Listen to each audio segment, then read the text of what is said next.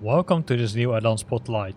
In this Addon Spotlight we're gonna look at Heavy Divisions B78XH Hotel add-on. The add-on comes in two versions. One is the normal and one is the Whiskey Oscar version. And the Whiskey Oscar version is the normal release, but the release does not contain the managers, which we will discuss in a few minutes. So the release of this add-on is release version, I should say, is version 0.18, and it has been released a few days back. So the team has worked massively on improving certain pieces of the cockpit. So let's go to them. First of all, it's the FMC part, and they spent time on the VNAV part, and the VNAV part can be found behind the VNAV button. So it allows you to set the transalte locations. It allows you to set the cruise altitude, the economic speed, and the speed and transition, and the speed and not sure where the re-STR, maybe restart or probably stands for restart or something. Can be configured. You can see that most of the values have been already configured. That's due to the fact that I already imported the flight plan using SimBrief. If you're interested in how to do that, I'll post another video in the near future about that, so please have a look at that. So subscribe to my channel to stay up to date about new videos I'm posting.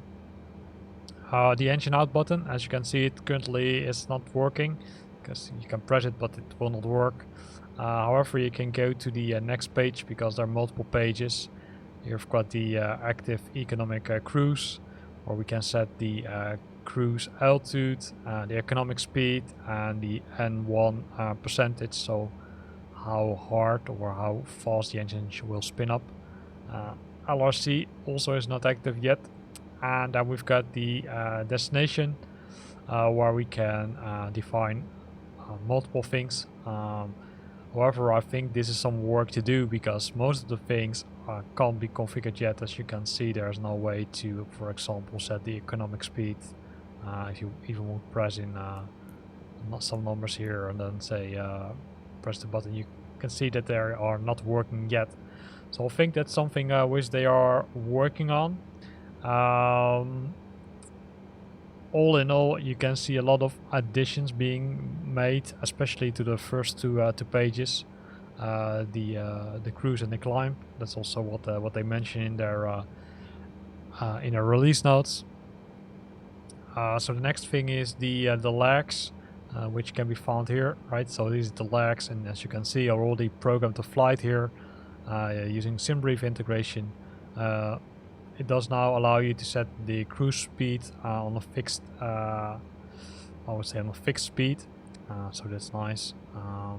There's not much different compared to what it normally is, but hey, it's nice. And there's the Direct to, which probably most of you know, right? The Direct to is an option that you can change the flight to directly go to, for example, a specific VOR or NDB beacon, or to a specific airport directly without, I would say, modifying or I would say programming a full flight. Keep in mind that if you do that, the, I would say, currently active flight plan is not active anymore, so be aware of that. Then we've got the route, that's this one. It allows you now to set up the airports, so it also supports the airports. The same thing is if you import a plan using SimBrief, and it will find a specific beacon or VOR, and it is both applicable to a VOR beacon and an airport, it will give you the option to select either the VOR or the waypoint. So that's a nice addition. Going to the Mfds, the Mfds have also been updated. If we go to the center one and the right one, they are now both selectable. You can see that there's some difference. This one is a little bit larger in text compared to the left one. I'm not sure if that's normal. I would expect it to be honest. Let me And you can both press them by using the mouse. Right, here's some more information also about the engine being displayed. Well, on this side it's a full map of the airport where we're currently located. What are other stuff which they added to this? Well, if we would zoom out a bit, sorry.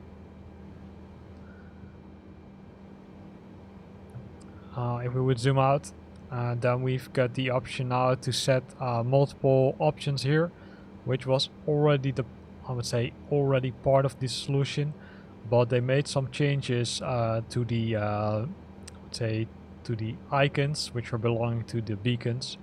So let me try to find the zoom out button. It's always searching a bit.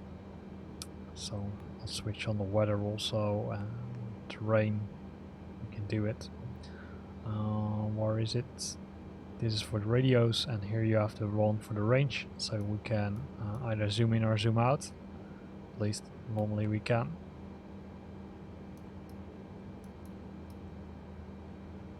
Let's wait for it to load a bit.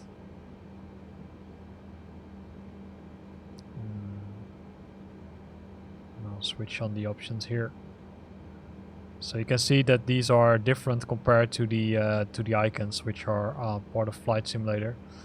So they made some nice additions to it. Let me zoom in a bit again to make it a little bit more clear. So here you can see, for example, Sydney is different. The airport one is also different.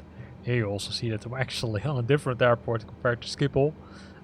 So the flight goes from Schiphol to John F. Kennedy, but currently I'm located at a different airport. But hey, that's just for this video, right? I'm not gonna really fly currently. Then we've got the ICAS, and the system now has multiple pages. We need to zoom out for that piece. So the ICAS now has multiple pages which you can select or change. That's cool. Let me show you where it is. I think it were these buttons, right? The NDs, those are not working yet. Some of them are working, and you can see that this is for the lower MFD. So let me find them for the upper MFD. So here you've got the buttons, right? So you can go to system, and then you can go to the different options. Most of them were already there, but there's now the hydraulic information, which is now being displayed. And you've got the gears, which is here, which is now also shows I think this is the tire pressure, and if they're, I would say, if the doors are opened or closed. The stat page, which we just showed here, where you can see the messages and the hydraulic information, the APU information, and the FCTL, right, all kind of information related to flaps. And let me zoom in a little bit further. See, sometimes it's nightmare to move from one side to the other one. And you see the rudders, the elevation, and the flight control mode. You can't switch it, although you might expect it with this option here. And then we've got the air Synoptic Page. This one, as they mentioned in the release note, is currently static information, so it won't, I would say, it won't change during the flight, so keep that in mind. Going back to the MCDU, here we have also the Payload Manager, and the Payload Manager is hidden in the under the Heavy button, and that's the difference, right? So if you install the add-on without the Whiskey Oscar edition, it doesn't have these two managers. And here you can request values, cargo, the gallons, the payload, same thing as for here. The actual values and requested values, and you can change it, and then once you changed it, you can hit execute.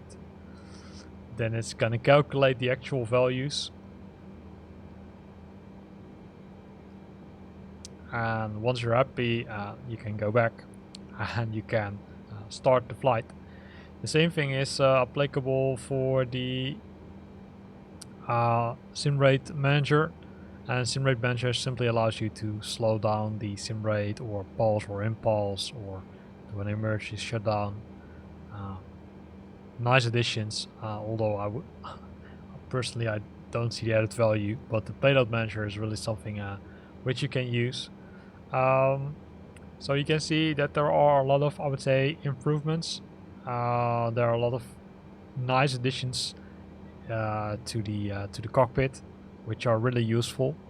Hopefully the Boeing 787 will be improved a little bit more, because as probably most of you know, it's not the easiest aircraft to fly with. There are also some things which are not really realistic.